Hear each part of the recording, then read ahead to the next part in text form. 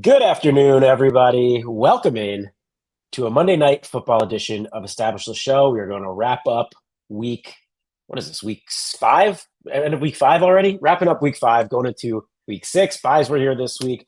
We got an interesting one for you to end this night off. 2 weeks in a row with the Green Bay Packers on prime time. They're coming off 10 days rest, though, as they go into Las Vegas for a matchup with the Raiders here. I'm Gary Hartman, joined as always by the one, the only, the Showdown King, who just continues his massive streak of success, Cody Main. Cody, how are you doing, man? I'm doing good. We're coming off the DJ Moore. I'll call it a double flag plant because I know you wanted to go there Yeah, as thank well. you. The last time you guys saw us, we were flag planting DJ Moore's three touchdown performance. Last night, I was fortunate enough to find my way onto a little bit of George Kittle, who also had a hat trick of his own. Hopefully, we can find tonight's 3 touchdown performance, though I doubt there will be one in this game. But if there is one to happen, maybe we'll find our way onto it. I'm excited for this game. I think there's a lot of interesting angles. I think Aaron Jones being ruled out, which we'll get into, is going to open a lot up for roster construction. It's going to open a lot up from a salary perspective as well. So I'm really excited for this one.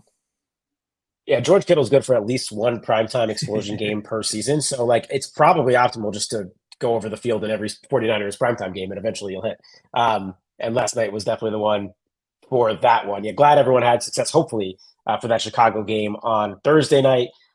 Speaking of Thursday night, we last talked about the Packers 2 Thursdays ago, and me, you, and Adam all were on the show. We all flag planted Green Bay Packers, and the Lions just absolutely blew them out.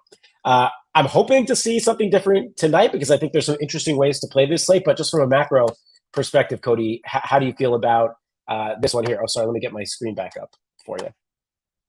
Yeah, it's going to be interesting because, when I ran the roster construction utilization stuff that we generally like to kick the show off with, it didn't have the Patrick Taylor value. And again, we'll get to this Green Bay running back situation in a little bit here. We didn't have that value. We weren't sure what the role was going to be, if there was going to be one for Aaron Jones. Well, now we know that he's ruled out. And the fact that you don't have to pay up $10K for your top overall Packer is really going to force roster construction to as Raider heavy as possible. And what I mean by that, not just rostering more Raiders than Packers, like all of your salary is going to go to the Raiders side. You're going to try and get in Devontae Adams. You're going to try and get in Josh Jacobs. You're going to try and get in Jimmy Garoppolo to feed those two guys. And you might even have enough money left over with that to get in somebody like Jacoby Myers before you really need to start dumpster diving on the Packers side. So I think if you really want to try and flip the script, and there's plenty of ways to do this, not just from a salary perspective, but I think one way to do it that's kind of interesting, and maybe we can find some guys on the Packers side that make this type of construction work, would be to spend up on the Packers side a little bit and maybe look for some salary relief on the Raiders side instead. Or if you do want to go with those Raiders studs up top, maybe try to find a little bit more of a balanced roster construction that finds its way on to 3 or 4 Packers in those types of lineups as well. I just think now that this table, and I'll try and get another update in before lock for Establish the Run subscribers, but I think it's kind of null and void at this point because most lineups, I think, are going to try and find at least those top 3 Raiders. And what I mean by that, Adams, Jacobs, Jimmy G, and then you're really going to punt it off on the Packers side with their running back value now. So we're going to see a lot of Raiders heavy lineups, and I don't know if that's necessarily right on tonight's slate. Yeah, I think it's fascinating because the Aaron Jones stuff shakes things up a little bit from the Green Bay side. There's value there. Salary doesn't matter as much as you mentioned. And there's no doubt that our 2 highest ceiling plays come from the Raiders side in Devontae Adams and Josh Jacobs. But you're rightfully also seeing 20, probably plus % ownership, a captain at this point on those 2 players. Wouldn't be surprised to see Devontae get up to 25 now. Plus you're getting another, 7 to 10 on Jimmy or 6 to 10 on Jimmy. Plus you're going to get another 8 to 12 on Jacoby. You're going to get upwards of 60, 65% combined Raiders captain ownership from those 4 players, which immediately, if you want to take one of the quote unquote high ceiling plays from Green Bay and get way overweight on them on captain, you could get different really, really quickly here while still not fading those high ceiling plays. They're just going to appear for you in the flex. So I think it's an interesting way to approach this slate. I also think we mentioned Green Bay coming off. I don't want to get too player takey with sides and everything like that, but I don't think this Raiders team is very good. I get they're at home, but a 10 games rest for Green Bay. I know they're missing now probably their best offensive player, Aaron Jones. They lost Bakhtiari. There's some injury concerns for sure. I still think Green Bay is the better team. They're 2.5 point road dogs here, 45.5 over under. I just think Green Bay could be slept on a little bit here. So that's my macro take in case you were interested in it, for all of you out there. So let's start though, Cody, at quarterback. And usually we're talking about these guys for cash, and I'm curious your take on both of them for cash here, but certainly with the firepower that is Devontae Adams and Josh Jacobs and potentially Christian Watson and everyone in that, and Jacoby Myers. I don't know if these guys are our best projecting guys on the slate or even some of our best plays on the slate. So how do you feel about quarterback tonight? I guess start with the more expensive guy in Jordan Love. Yeah, I still think that, and I'll talk about Jimmy G separately, but I still think both of these guys are probably leaning closer to cash game necessities than not. And Jimmy G is going to be a kind of a different enigma of his own, because you can just soak up almost all of his offensive production through one or two guys if you want to go that route instead.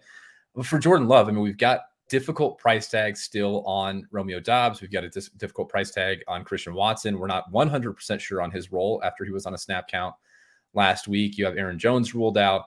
It just kind of sets up that, like, even if you are leaning into this Raiders heavy type lineup construction, even for cash, I still think that Jordan Love is probably the best Packer to pair them up with in cash game style contests. You're seeing 61.5% total ownership. That feels pretty close to efficient.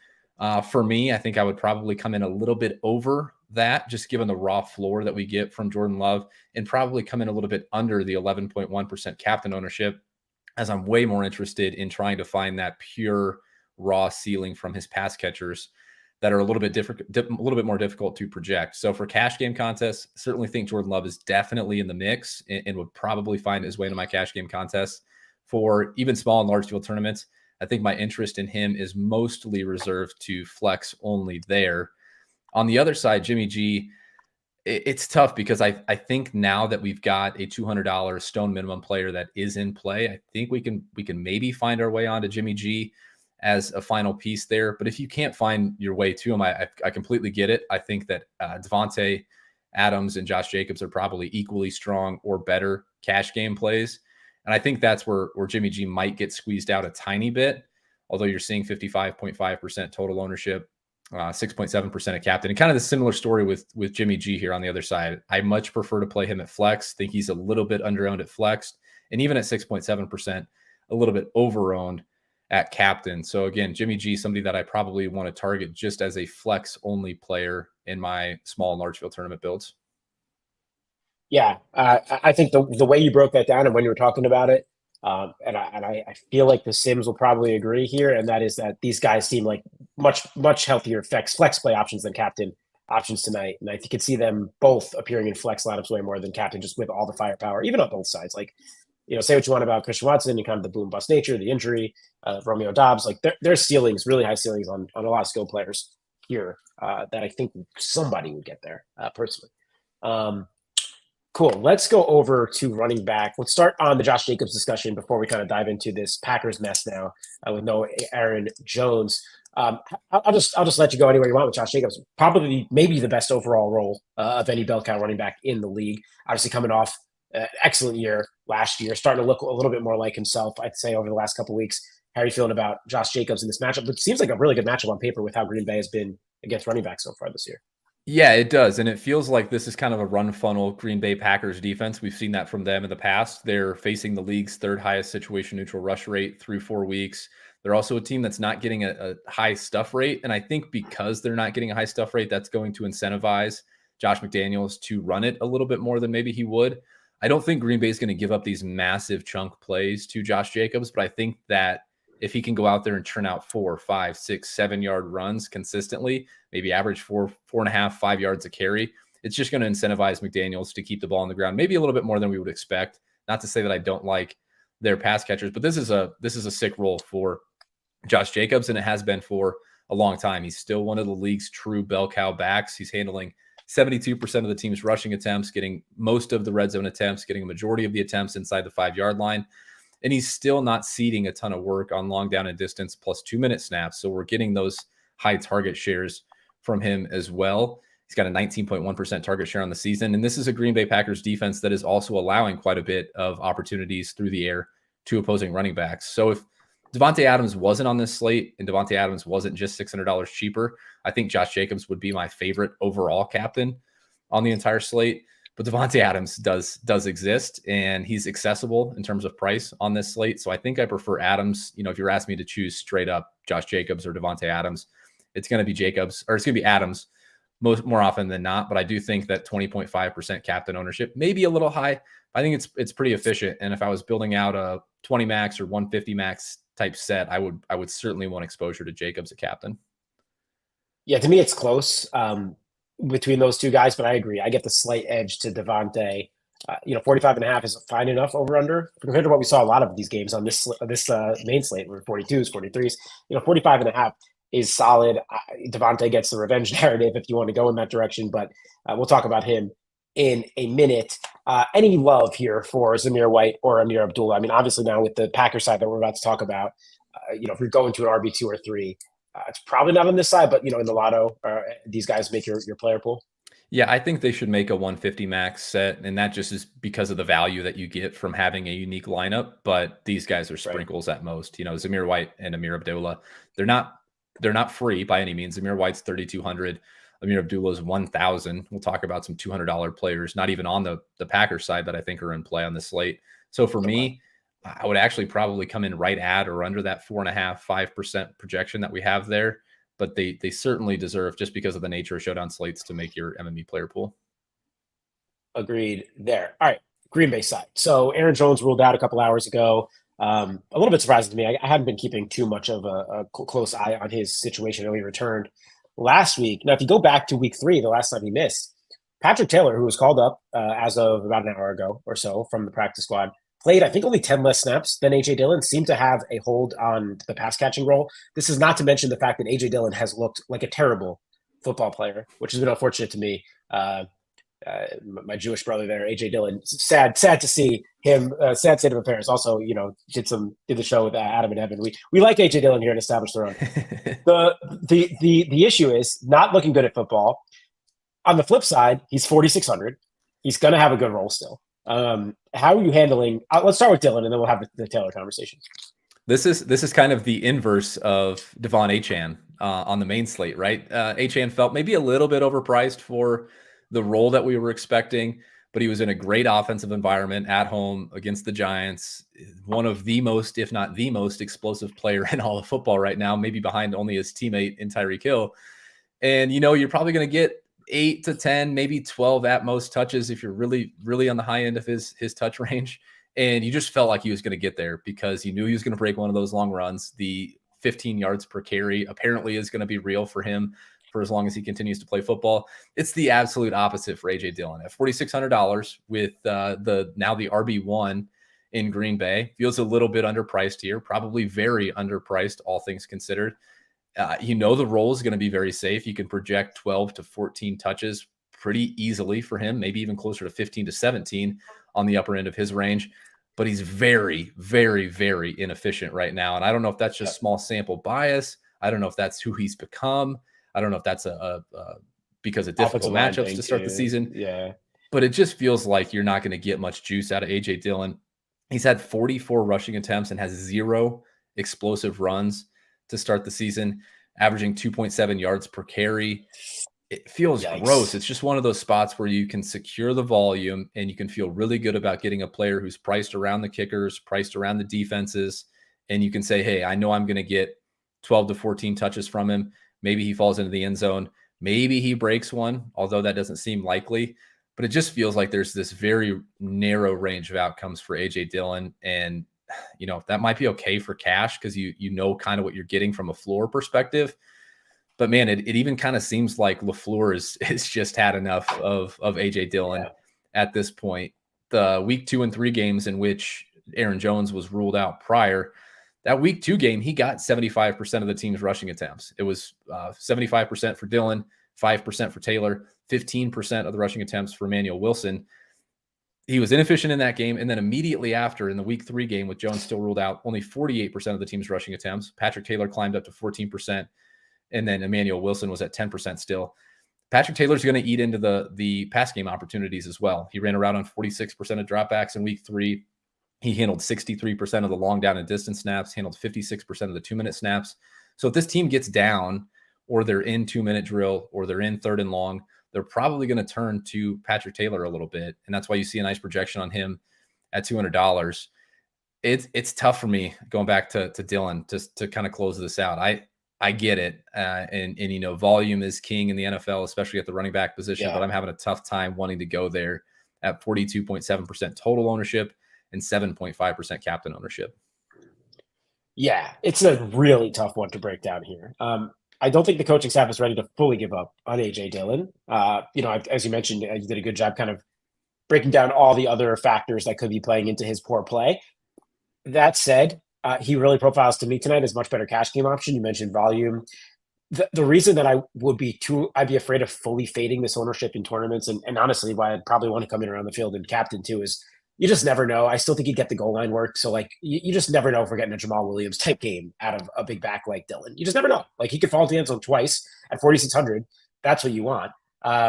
And Chris is mentioning that he's looking to play Dillon at captain and single entry.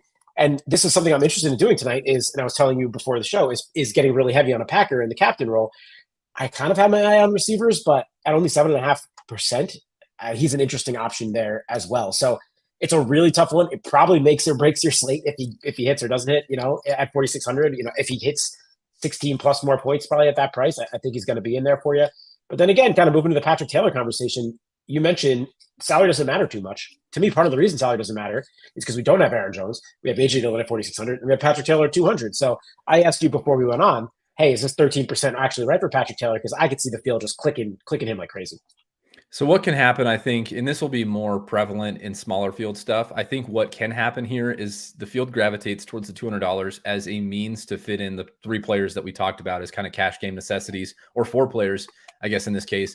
So you might see a lot of lineups that start with like Devontae at captain, add in Jimmy Garoppolo as the obvious stacking partner, get Josh Jacobs for the volume there, throw in Jordan Love because he's a quarterback and it's a single game slate. And then you put in Patrick Taylor and see how the rest of it works. If it even works. I haven't tried to click in any lineups yet, but I think you could see roster construction trend in that direction. And if that does, in small field especially, you could see Patrick Taylor climb up maybe 15, 20, 25%. Still feels like kind of a soft ceiling for him. And if that's the case, what would happen is a lot of the mid-tier quote unquote value would likely get squeezed out. And then the rest of that ownership would funnel up to the very expensive guys. So I know we have, 70-ish, 75% on guys like Josh Jacobs and Devontae Adams. I think in some of the smaller field, 3-max, single entry contests, you could see that push 80, 85%, maybe even more. And if it does get up there, I think what will happen is Patrick Taylor will be kind of a necessary evil in those lineups where you go up from 13.6% as a large field ownership projection to like 20% or something along those lines. Yeah, that's a good breakdown. Let's have the Emmanuel Wilson conversation quickly, because I don't think it's so super clean that this is just Patrick Taylor as the running back you want if it's not named AJ Dillon. I do think he's the guy that gets the pass down work. I also think that I like the talent. As two guys that have been grinding preseason for a couple of years, he's been a name that's been on our radar and has performed in preseason. Obviously, this is a different beast, but Emmanuel Wilson, you mentioned 10% of the running back carries, I guess, in week 3, a little bit more in week 2. Has a projection there, also similarly 200. If by chance Patrick Taylor is steamed up to that 20-ish% ownership range, this seems like a very clean pivot. Any interest in Wilson tonight? I'm assuming it's kind of held to large field tournaments. Yeah, this would be a large field tournament only one for me, but it is kind of that direct pivot where you don't see any ownership there now. That will change, of course, but I still think he'll probably be a fraction of what we have Taylor projected at, just because of how the market views this backfield. And I mean, I think it's fair, but we're still working on a reasonably small sample here. Wilson did have more rushing attempts than Taylor in both of those games, combined rushing attempts in those games where Jones was out in weeks 2 through 3, but he wasn't getting any of the long down and distance or 2-minute opportunities. That all kind of went to Taylor. And so I think because of that, the market's going to, and maybe correctly, assume that Taylor is the pass down back to AJ Dillon's kind of the between the tackles work, and Emmanuel Wilson would just be in for breather opportunities. I think that's probably right, but I do think there's situations in which Emmanuel Wilson gets more work than maybe we're projecting. Yeah, I think it's possible. I think he's a fascinating MME play tonight. I really do. For full 150. I think that's kind of where my if I'm not MMEing, I don't have too much interest there. but I think he's And an well, I'll interesting pull up spot the to just ownership stick here. you I in. actually have 4.9% on Emmanuel Wilson. So you're looking at like a third of what we have for Patrick Taylor right now. Okay, cool.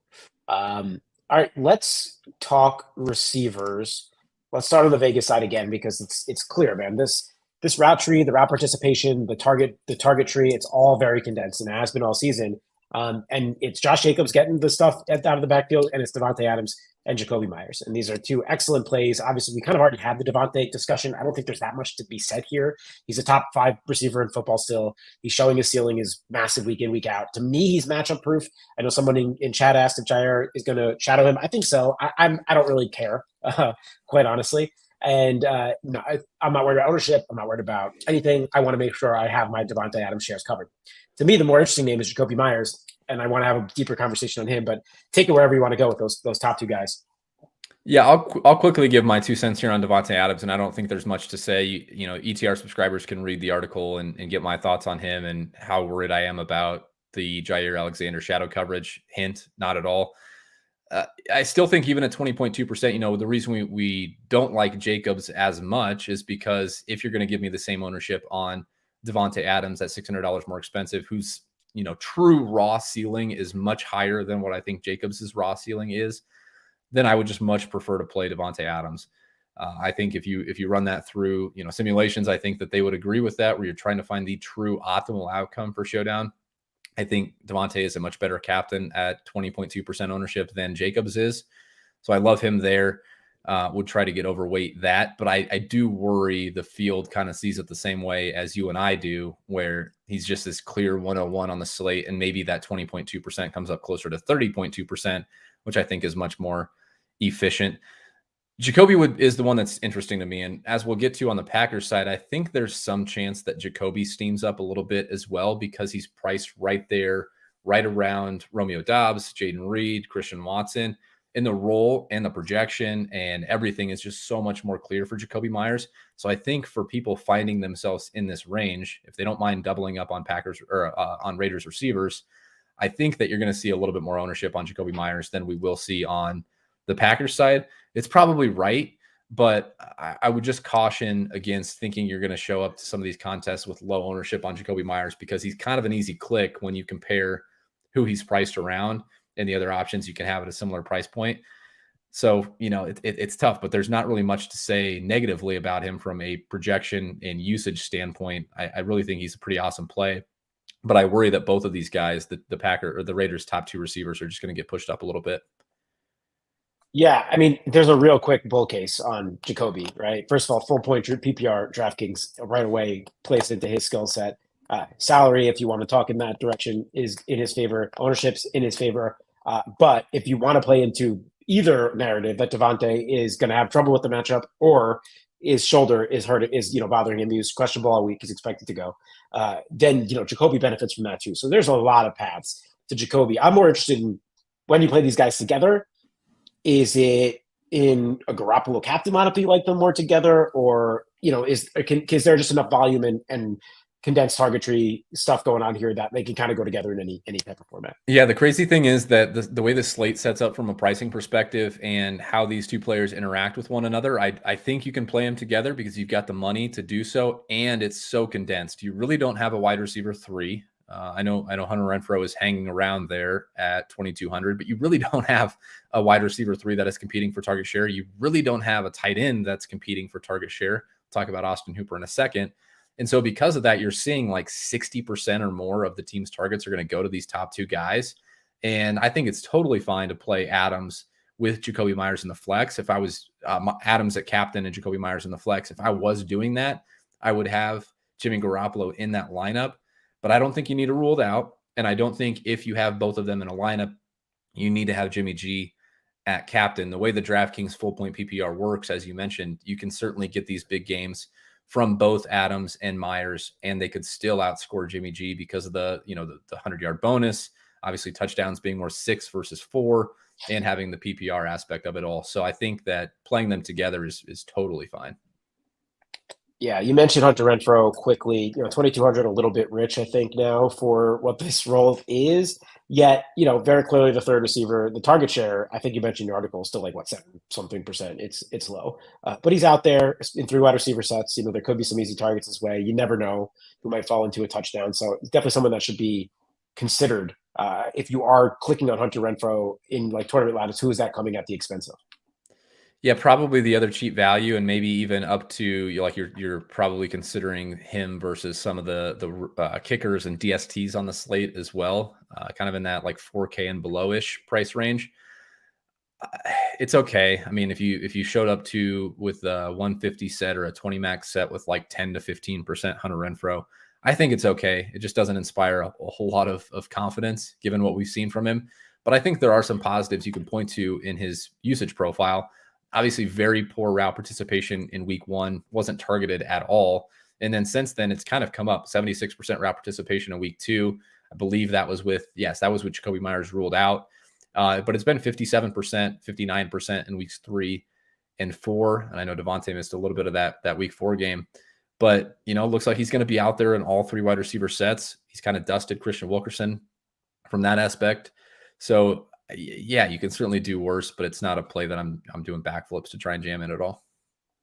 Yeah, for his sake, I hope he gets traded. I mean, since McDaniel's been here, he just has no interest in playing him. And the year before that, this guy had 130 targets and 100 catches. Like, I think he was a Pro Bowler. Not that matters at all. Like, he's a slot player in the NFL, like a legitimately solid one, and he just can't find the field on this team, which is hilarious for a bad team. Any interest in Trey Tucker, DeAndre Carter, or any of these 200 guys, 200 receivers? No, I don't think so. They would be, pure 150 max large field dart throws that you probably wouldn't want more than 3 to 4% of.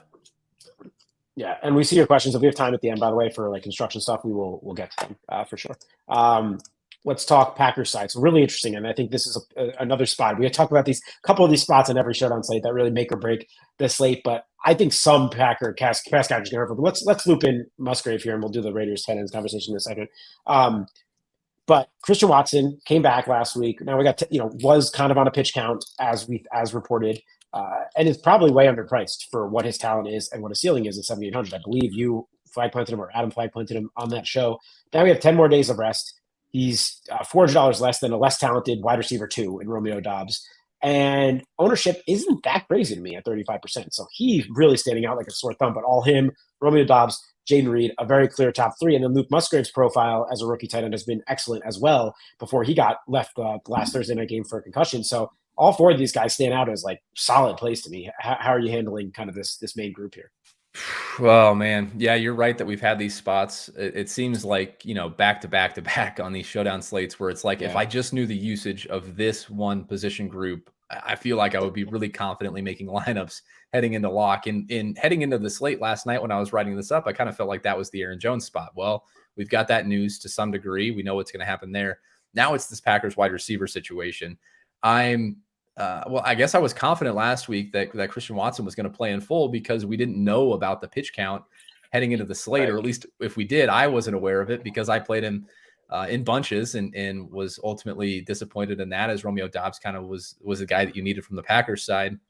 I think with 10 days rest, with no injury designation, another week hopefully removed from the injury that he had sustained early in the season, I hope that he's kind of back to his normal self. And if he is, that's a really awesome role against a Raiders defense that I think he can absolutely beat. We talked about it on last week's Showdown slate. This was a really nice role for Christian Watson down the stretch last season. He had a 22.4% target share, 38.9% air yard share. He led the team in red zone targets and in zone targets. He's not going to be the target hog that somebody like Devontae Adams or Jamar Chase or that Stephon Diggs is, but he is going to be somebody that leads his team in targets more often than not. And he's also a guy that's got that red zone role where he can give you 8 for 100 and a touchdown, which at 7,800 is plenty enough to force him into slate winning consideration. As a result, where he's $400 cheaper than Doubs, where I think he's getting a little bit more healthy, where I think the role is going to be closer to full-time than it was last week, I'm really interested in Watson, and particularly interested at captain, where we're projecting 5.7%. But in some of the contests that I'm playing, some of the single entry 3 max stuff where I think Adams and Jacobs get pushed up a little bit, where Jacoby Myers might even get pushed up a little bit. I think Christian Watson could come in at like 3 to 5% as closer to a ceiling. And if that's the case, I think he's a really fantastic play as a way that's a little bit cheaper to get access to a pretty big ceiling, but also allows you to fit in the guys like Adams and Jacobs at flex too, and not really constrict your roster construction down to forcing you onto those punts. So I'm a pretty big fan of Christian Watson. I don't want to telegraph a flag plant, but I do like the Packers' presumptive wide receiver one quite a bit tonight. Yeah, not surprised we're in agreement here on these kind of high ceiling plays as a tournament player at only 5% captain. That one stood out to me as well. And I know the last time we both felt kind of the same, it was DJ Moore. We're not saying we're getting 200 bazillion yards and 3 touchdowns. Okay, everyone, we're not saying that. But you do have a double agreement there on Christian Watson. Romeo Doubs is worthy of conversation, though. And I got to say, I know, Adam always said kind of there's this mixed mixed kind of feelings within the industry. Is he actually good at football or is he not good at football? He's been good this year. I mean, he's putting up numbers. You got to give him credit. It's been a mix of like, okay, if he's not having a 9 for 90 like he had last week, whatever, he's getting 2 touchdowns in a game or whatever. He's been productive, which is kind of throwing this price up to 8,200. He should be out there for all passing downs, all 2 receiver sets. More defensive attention going to Christian Watson if he's getting more of a full load. So I think Romeo Doubs is also fine. And, I know you mentioned in your article, you were curious to see how ownership kind of shook out between those two because of the production that Doubs has had. And you're seeing it kind of be somewhat similar. I am not surprised to see Doubs come in a little lower with the $400 more and the less, the slightly smaller projection. But I wanted to see a little bit less on him to get really excited about it as kind of a, hey, this is a great GPP play. But I can't ignore it either. Like the role's there, the production's been there. Yeah, he's the one that I think could also get squeezed out too. Like if people find their way to as much excitement towards Christian Watson as you and I both have in the short time that we've been doing the show, he's $400 more expensive, which I think is kind of a red flag. But I think that could also result in lower total ownership and, more importantly, for somebody like Romeo Doubs, lower captain ownership as well. I talk about Christian Watson maybe having like a 5% captain ownership ceiling in small field tournaments because Jacobs and Adams are going to get so much attention. I think Doubs is pretty similar, maybe even a touch lower than Watson because he's $400 more expensive, is going to project worse, not only for us, but across the industry at large. I think we could possibly see Doubs come in somewhere around 25% total ownership, maybe 3.5 to 4% captain ownership. And again, as we're looking for these true kind of DJ Moore-esque ceilings, again, not trying to project 3 touchdowns for any particular player. We're looking for these massive, massive ceilings that you absolutely need to have on showdown slates. And if you don't have them, you're just dead. Romeo Doubs has one of those types of ceilings. We saw it without a touchdown last week. 995.0 is pretty close to a performance that you would need to have in the captain position on many slates. He gets the 100-yard bonus. We're all of a sudden we're talking about a pretty big night for him. I see it again for Romeo Doubs. I have a lot of interest in these skill position players, especially on the Packers side at captain, where I think we're getting a pretty significant ownership discount on all these guys. So for me, yeah, I'm going to probably be overweight Doubs, going to probably be overweight Watson. As we move down to Jaden Reed and Luke Musgrave, you're getting a little bit of a price discount here. I question the absolute ceiling that they present. And if they're going to come with pretty similar ownership as we see on Doubs and Watson, a little bit less interest for me. I think these guys are a little bit closer to efficiently owned, and where price doesn't really matter. We're kind of looking for raw ceiling at this point. I would much prefer to go to Doubs and Watson than I would to Jaden Reed and Luke Musgrave. Yeah, I think that's fair. And you mentioned in your article as well, but make sure you guys read it, obviously, if you're a subscriber. Jaden Reed, role really unchanged with Christian Watson back. He's the full-time slot guy. Still earning targets, and, we've seen him be solid so far in his young NFL career, but I'm curious to see what his ceiling really looks like with a full game of Christian Watson and, assuming Luke Musgrave's back healthy. But I don't mind him. I think at 6,200, he's fine. Curious to see, if any of these 3 guys in Doubs, Reed, or Musgrave fall through the cracks. I'm a fan of Musgrave. I know everyone was on him last time we did the show, us and chat, and then he gets hurt and the Packers get blown out. I think he's an interesting name tonight at 5,200. Tight ends on Showdown always seem to be a thing. Jordan Love's certainly a favorite target of Love's as well. So if you want to play this game where it kind of goes over the spread, I think playing Watson as one of your wide receivers and then say maybe he ices out the actual other receivers and Musgrave as your other Packers pass catcher, I don't think that is a bad way to play this at all.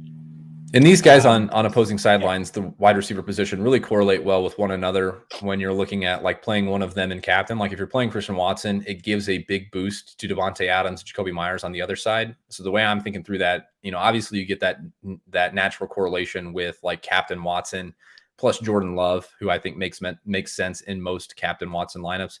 But you also kind of get this natural back and forth. You think about it, your traditional bring back on a main slate. You get this natural back and forth with Devontae Adams on the other side. I think it's a good way to start roster construction on tonight's slate with something like Christian Watson at captain, plus Jordan Love and flex, and then Devontae Adams on the other side, hoping this game is a little bit more back and forth or maybe one of these guys forces the other team into more dropbacks because they've fallen in the end zone or something along those lines. I think it's just a very natural way to start a build tonight. Yes, agreed there. I have some questions on Dontavian Wicks as a pivot to the $200 running backs. I know before Watson was back, he was very clearly running as the wide receiver, I guess, 3. After Reed and Dobbs, now he'll be out there in 4 receiver sets, I presume. Rookie this year, that they're clearly comfortable being out there. Any interest there in tournaments here?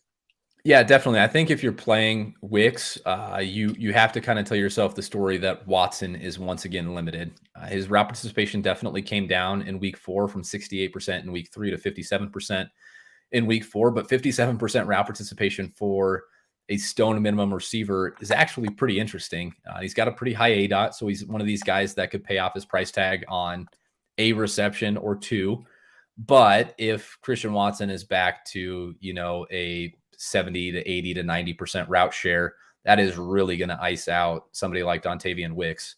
So you could probably still play him together in large field stuff, but I think if you want to play Wicks as a pivot off of the $200 value in the Packers backfield, I think you probably want to exclude Watson from that lineup.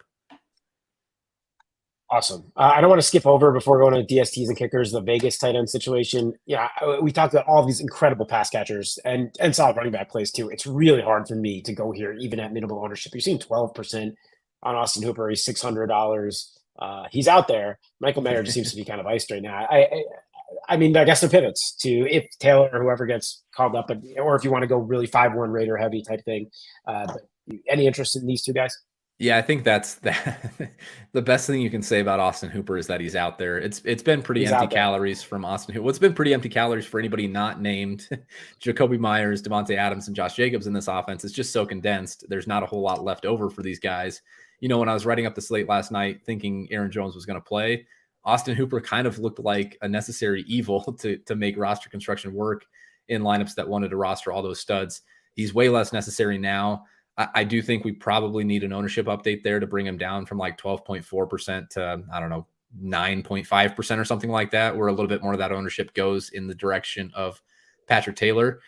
But, again, as I feel like I've said a lot, these stone minimum type punts should make your large field MME player pool. They can be a part of your 150 and 20 max set, but it should be kind of sprinkles at most for all these guys.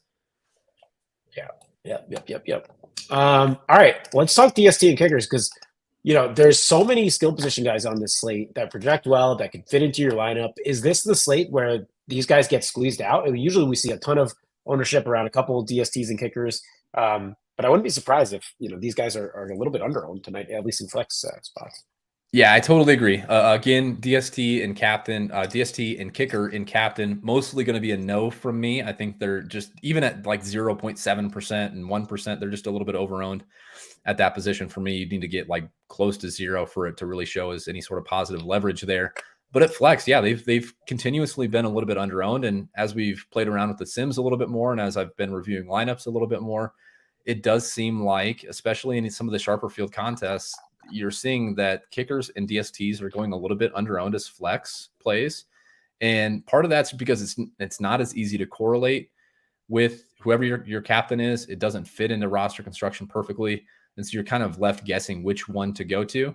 But I think both I don't know if they're related at all, but Anders Carlson and Daniel Carlson both profile as very good plays on this slate. And then from a defense perspective, I think the defenses and pairing them up in the with your captain, the team with your captain, has been relatively sharp. The sims have generally liked those types of lineups as well. Usually you want to pair your defense with at least 3 players from his same team. So if you're going Packers, you probably want to run a 4 Packer lineup. If you're going Raiders defense, you probably want to run a 4 Raiders defense.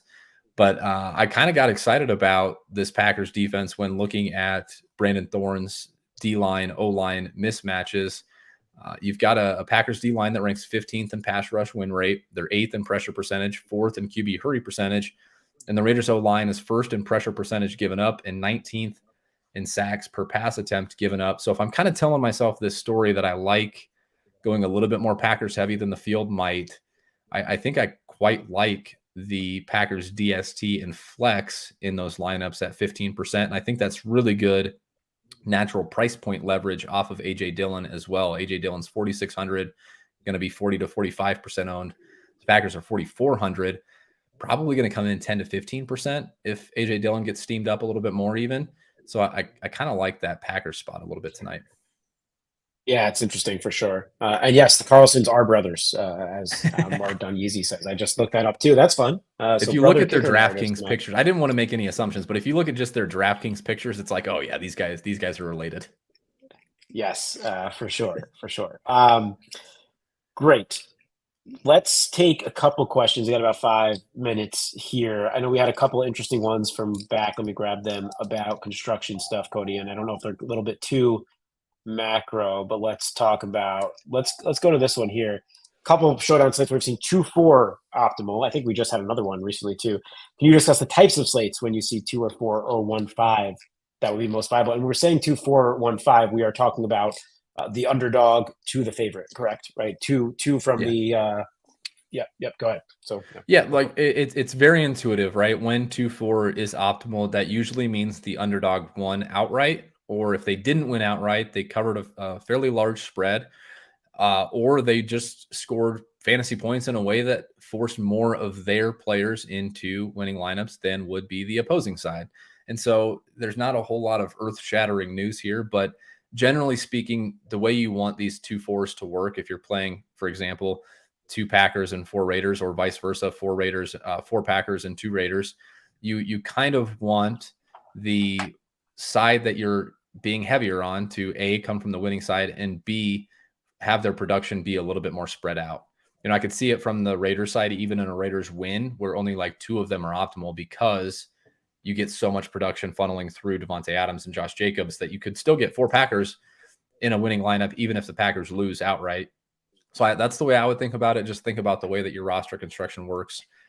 Generally, you want to be heavier on the team that you expect to win the game. That largely just comes down to kind of the intuitive nature of, hey, if my team wins the game on the actual field, that probably means they scored more real life points and thus also scored more fantasy points. Yep.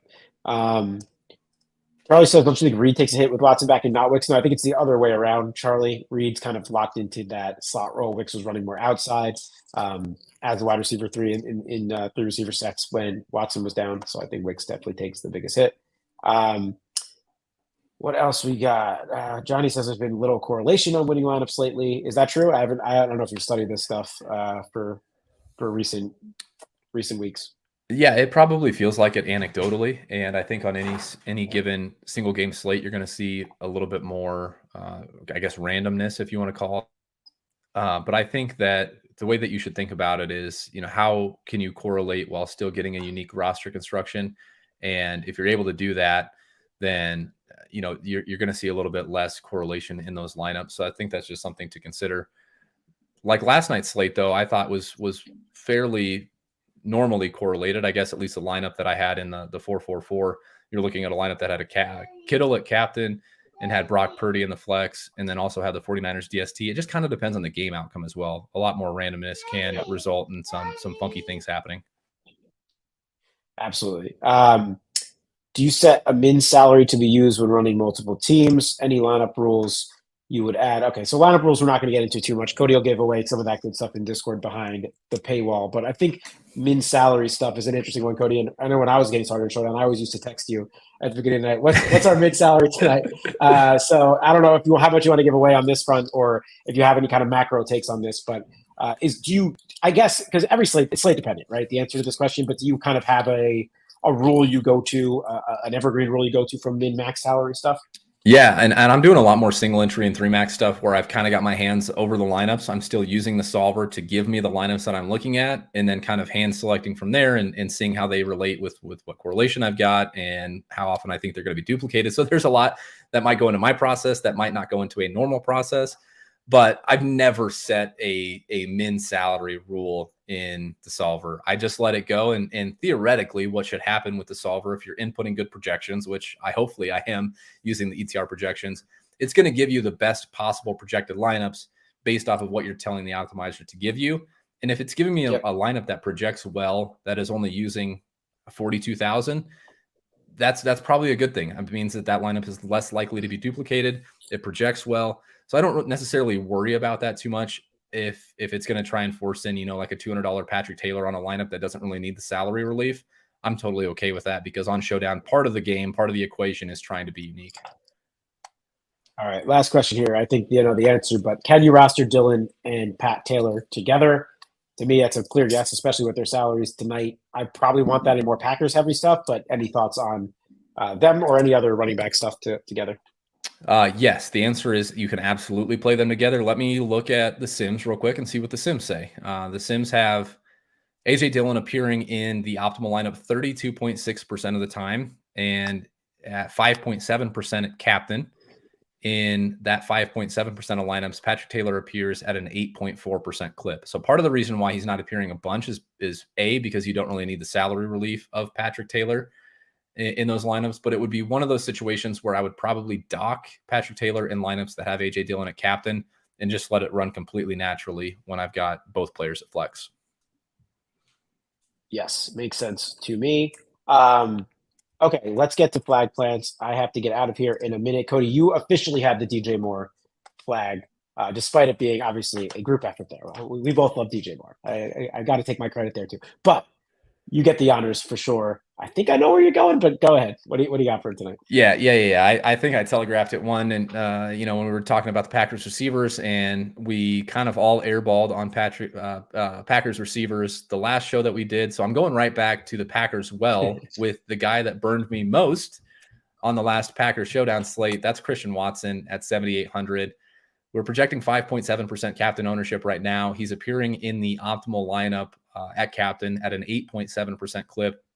It also sets up this very natural pairing that I think will start to get into a more unique roster construction where I've got Captain Watson with Jordan Love, and then kind of also bring it back with somebody like Devontae Adams, Josh Jacobs, or Jacoby Myers, or maybe multiple pieces of that Raiders offense. I think it's an interesting way to build. I think it's pretty protected from getting steamed up. I know the last couple of flag plants that I've given out have felt like they just continuously get steamed up a little bit. I don't think I'm influencing ownership too much. Maybe I just have a bad read on these situations. But I do think in this spot, given where he's priced, given the last box score that we saw from him, I do think we're probably looking at a soft ceiling around 6%, which even if it gets to that point, I feel pretty good about it. So let's go back to who I think is the Packers wide receiver one and will be the Packers wide receiver one by the end of the season. I want to try and be a week early on Christian Watson rather than a week late. I agree with you. Once again, we are in agreement. So cosign on the Christian Watson flag plant. I struggle here to find a guy that I really like after that from like a little bit contrarian, getting away from ownership perspective. And I know last time all three of us went Packers, pass catchers, or offensive skill position players, and it failed miraculously. But I'm going to do the same thing again here. Tight end on Showdown. Everyone in the chat 10 days ago was saying, this is Luke Musgrave. Luke Musgrave coming out party. We love Luke Musgrave. Not one person mentioned Luke Musgrave in chat with 950 plus people in here tonight. And that's telling me that we're getting a Luke Musgrave night. I like the Packers side. I like getting a little Packers heavy tonight. I think we could totally get a Christian Watson breakout game with Luke Musgrave still being in there. So give me Luke Musgrave as my flag plant tonight. Last thing I want to say before we go, really appreciate, I think this might be the most concurrent live people we've had watching live at once on one of these free streams. Kevin, we appreciate you for the shout out. All I ask of you guys, if you are watching this video, please at least give this a thumbs up. Subscribe to the ETR YouTube page. We're churning out this free content for you all. I know we did you right by last Thursday. Hopefully we'll do you right again here. Cody, anything to say to the people before we sign off? Yeah, there's a lot of pressure for those of you that are just watching the free videos and not subscribers. You have to join us in Discord because it was a ton of fun, obviously, after the DJ Moore smash game on last Thursday. But everyone was begging for a show. The scheduling didn't work out for Sunday. So we got to bring the energy for Monday. I hope we can follow up that Thursday night performance again. Monday night, 3 touchdowns. We'll go 2 from Christian Watson, 1 from Luke Musgrave, both of them finishing in the optimal lineup. Again, like Gary said, appreciate you all here. Hopefully, if you are not subscribers, we see you sometime soon in the ETR Discord. We have a ton of fun over there. So hopefully see you guys all there. Absolutely. Check out everything we got going on at establishlearner.com. Get yourself in that Discord. We are not even half into the season. We're crushing. We're going to keep it going. We will see you on Thursday night for Denver KC. Until then, good luck, everyone.